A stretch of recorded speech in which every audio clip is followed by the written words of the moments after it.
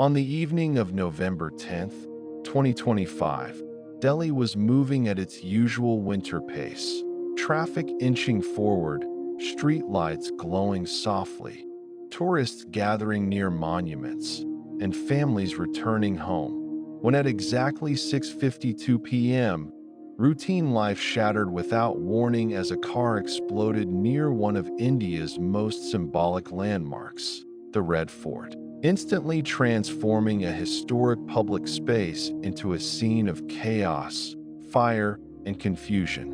The blast was powerful enough to be heard hundreds of meters away, sending a shockwave through the surrounding area, shattering window panes of nearby buildings, igniting parked and passing vehicles, and throwing pedestrians into panic as thick smoke rose into the evening sky. Witnesses later described a deafening sound followed by screams, flames, and people running in every direction, unsure of what had just happened or whether another explosion might follow.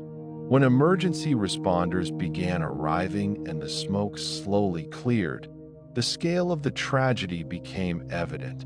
At least 15 people had lost their lives, and more than 20 others had been seriously injured, many suffering from burns, shrapnel wounds, and blunt force trauma, and were rushed to Lok Nayak Hospital for emergency treatment. The vehicle at the center of the explosion was soon identified as a white Hyundai i20, a car that, until that moment, had drawn no particular attention despite being parked in the area for hours. As investigators reviewed CCTV footage from the surrounding streets and parking areas, a chilling timeline emerged. The car had entered a parking area adjacent to the Saneri Masjid at 3:19 p.m. and remained stationary for more than 3 hours, blending into the background of ordinary urban life, before moving again at 6:48 p.m. toward Gate, one of the Red Fort metro station. Just minutes later, while stuck in slow-moving traffic near a signal, the car exploded. According to Delhi police, there were 2 to 3 occupants inside the vehicle at the time of the blast, and CCTV footage showed a masked man driving the car shortly before the explosion, a detail that immediately raised suspicions of deliberate intent. The force of the blast completely destroyed the Hyundai i20 and triggered a chain reaction, setting fire to nearly a dozen nearby vehicles, including 6 cars, 2 e-rickshaws, and 1 auto rickshaw, turning a busy road into a burning wreckage within seconds. The Delhi Fire Service began receiving frantic calls between 6:50 and 7:05 p.m. and quickly dispatched 7 fire tenders to the scene, battling intense flames and thick smoke before finally bringing the fire under control by 7:29 p.m., though by then the damage to life and property had already been done. As the immediate emergency response stabilized the situation, the area around the Red Fort was sealed off, traffic was diverted, and a heavy security cordon was established while forensic experts, bomb disposal squads, and the National Security Guard began methodically combing the site for evidence. Early observations suggested that the explosion was not accidental, and investigators began exploring the possibility of a suicide attack or a premature detonation, a suspicion that deepened as forensic analysis detected traces of ammonium nitrate fuel oil, a powerful explosive commonly used in large-scale terrorist attacks. On November 12th, after reviewing initial intelligence and forensic findings, the Indian government officially labeled the incident a terrorist act, marking a turning point in the investigation. As attention turned toward identifying those responsible, investigators traced the vehicle involved in the blast to a Pulwama-based doctor named Umar Muhammad, who was employed at Al Falah University in Faridabad. Subsequent DNA analysis of human remains recovered from inside the car confirmed that Umar was indeed one of the occupants, a revelation that shocked many and shifted the narrative of the investigation dramatically.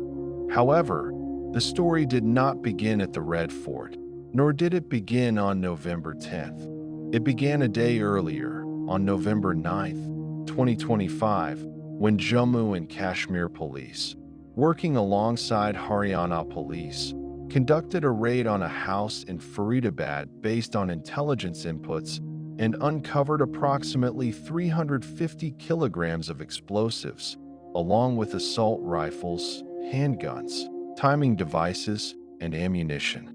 The very next day, acting on further leads, police raided another house in the same city and discovered an even more alarming cache.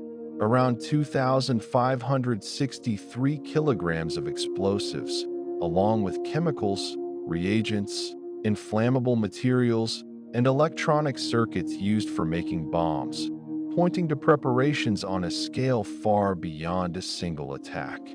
The houses were found to have been rented by Mujammil Shakil, another doctor from Pulwama, and police arrested two more individuals, Muzammil Ahmad Ghanai from Pulwama and Adil Majid Rather from Kazagand, both doctors, alleging that they were part of a clandestine network with links to militant groups such as Jaish-e-Mohammed and Ansar Ghazwat al-Hind. Media reports suggested that the individuals involved worked at the same hospital or institution in Faridabad, though police stopped short of officially confirming a direct operational link between the raids and the car explosion, choosing instead to proceed cautiously as evidence was verified. Investigators later theorized that Umar Mohammed may have panicked after learning about the Faridabad raids and the arrests, possibly attempting to relocate explosives or carry out an attack under pressure, leading either to a premature detonation or a fatal mishandling of the device while the vehicle was in motion. In the immediate aftermath of the blast, security was heightened across the national capital region, with increased patrols, vehicle checks, and surveillance at crowded public spaces, transport hubs, and major religious sites, while security levels were also raised in other cities across the country.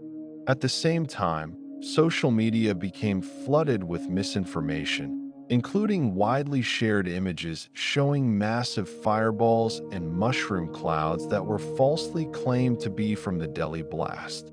These were later debunked by the Press Information Bureau, which clarified that some images originated from unrelated incidents abroad, including an Israeli airstrike in Beirut in 2024. The PIB also rejected false claims that the explosion was caused by a CNG cylinder, stating clearly that no such conclusion had been drawn by the Delhi police, and warned the public against spreading unverified narratives, including claims suggesting the attack was a false flag operation. As the investigation expanded, the Ministry of Home Affairs handed the case over to the National Investigation Agency, invoking provisions of the Unlawful Activities Prevention Act, and multiple suspects were detained and questioned across states. On November 14th, authorities demolished Umar Mohammed's house in Quil Village in Pulwama district, a move that drew attention and debate, while investigators alleged that Umar was part of a larger terror network involving educated professionals operating quietly across Faridabad and Kashmir, allegedly guided by foreign handlers. Further arrests followed, including the arrest of Soyab from Faridabad on November 26th for allegedly sheltering and aiding Umar, marking the seventh arrest in the case. The National Assessment and Accreditation Council also issued a show-cause notice to Al Fallah University, citing concerns related to accreditation and oversight. Politically, the incident prompted swift reactions. President Draupadi Murmu, while on an official visit to Angola, contacted the Home Minister to seek details. Prime Minister Narendra Modi, on a visit to Bhutan, expressed condolences and assured that strict action would be taken against those responsible, and the Delhi government announced compensation for the families of the deceased and support for the injured. Leaders across the political spectrum described the incident as heartbreaking and alarming, while international governments and organizations, including the European Union, the United States, France, Japan, and the United Kingdom, expressed solidarity with India and condolences for the victims. Despite speculation and commentary, India did not officially name any external country as responsible, and investigations continued quietly, away from public rhetoric. Today, the Red Fort stands much as it has for centuries, a silent witness to history, power, conflict, and resilience. While the events of November 10th, 2025 serve as a sobering reminder of how easily ordinary moments can be disrupted, how threats can hide in plain sight, and how much unseen work goes into preventing attacks that never make headlines, leaving behind a lingering question that investigators, policymakers, and citizens alike continue to grapple with. How many such dangers are intercepted before they ever reach the public eye? And how close does normal life come, every day, to catastrophe?